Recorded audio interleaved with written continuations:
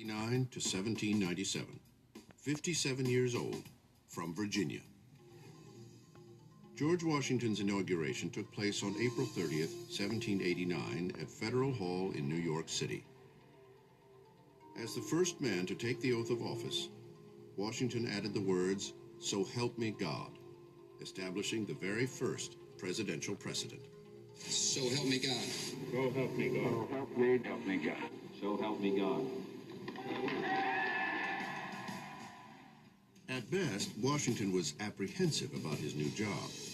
After leaving his home at Mount Vernon, he wrote, "My movements to the chair of government will be accompanied with feelings not unlike those of a culprit who is going to the place of his execution. I greatly fear that my countrymen will expect too much from me."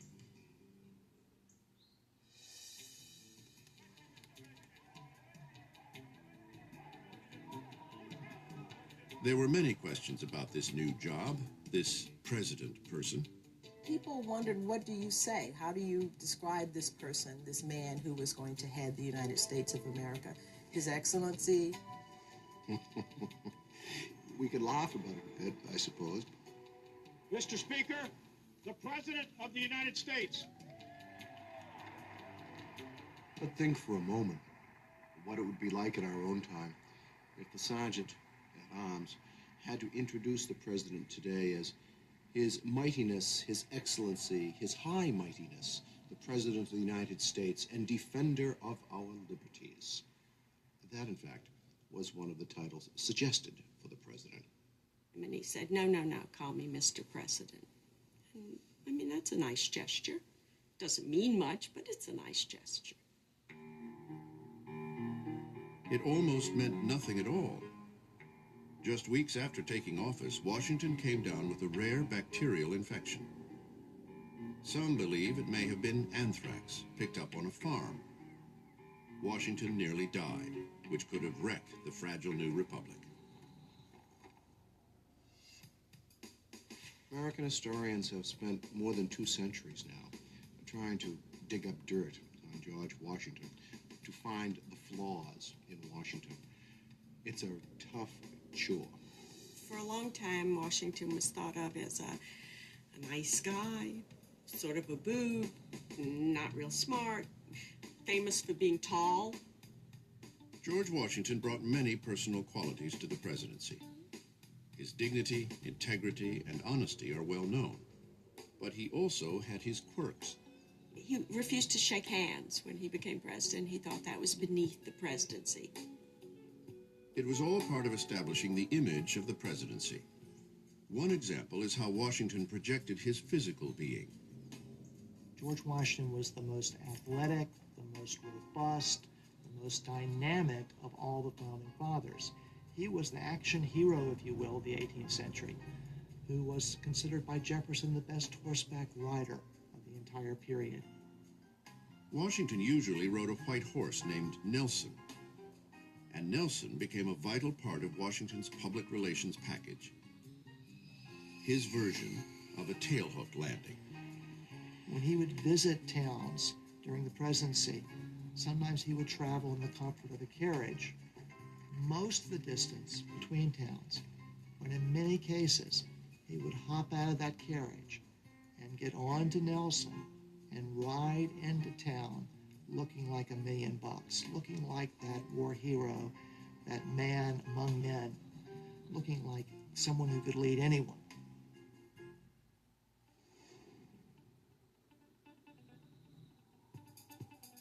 Washington traveled extensively during his presidency, deliberately visiting every state in the new Union.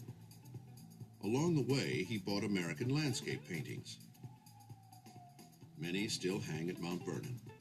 By doing so, he became America's first great patron of the arts. Being first was a Washington trademark.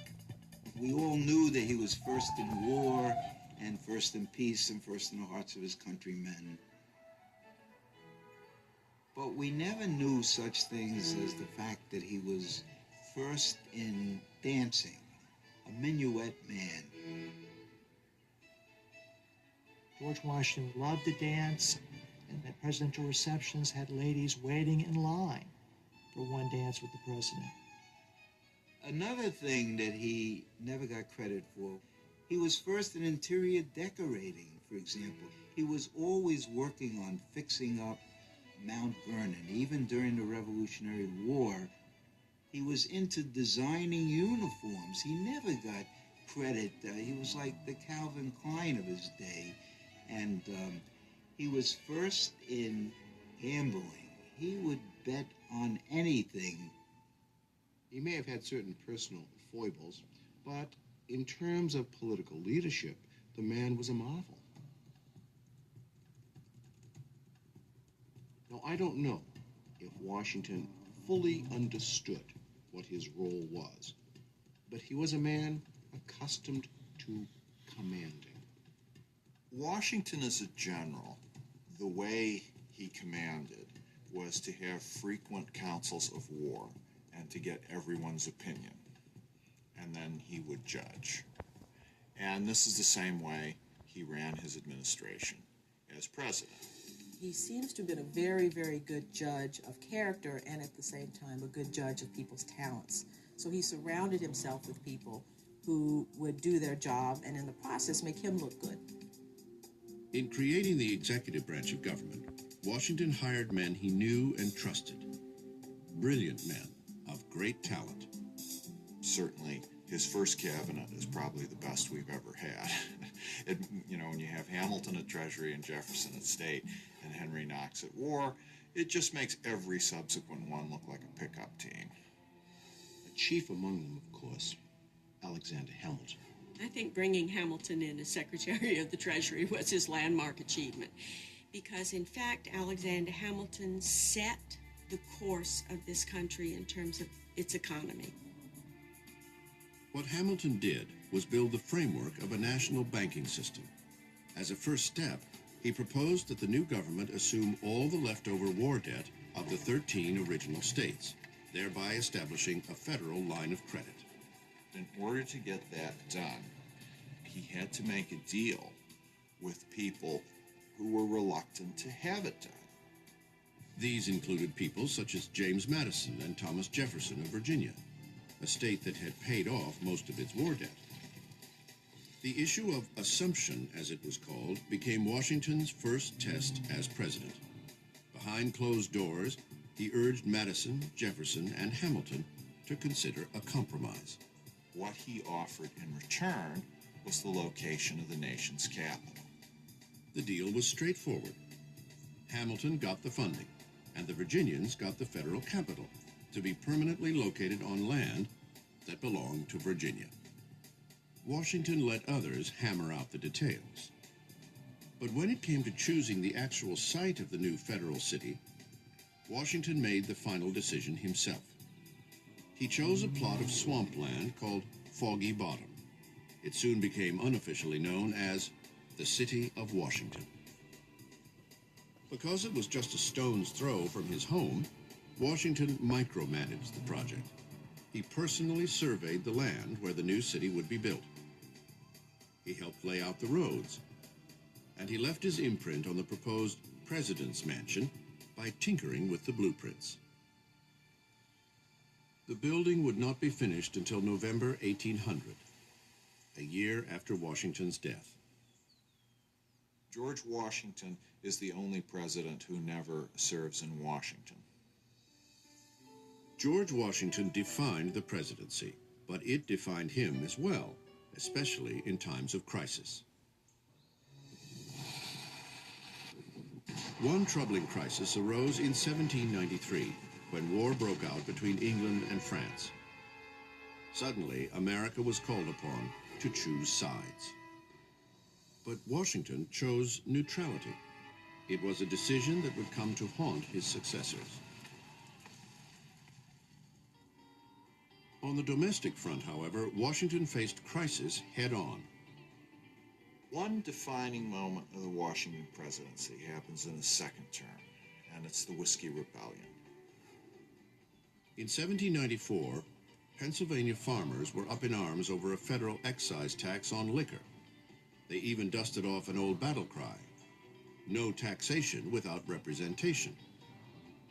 Washington's point of view was, wait a second, in 1776, we were rebelling against taxes that had been passed in London by the King and Parliament. But these taxes now, in 1794, these are passed in Philadelphia. That's the law of the land. You have to pay them.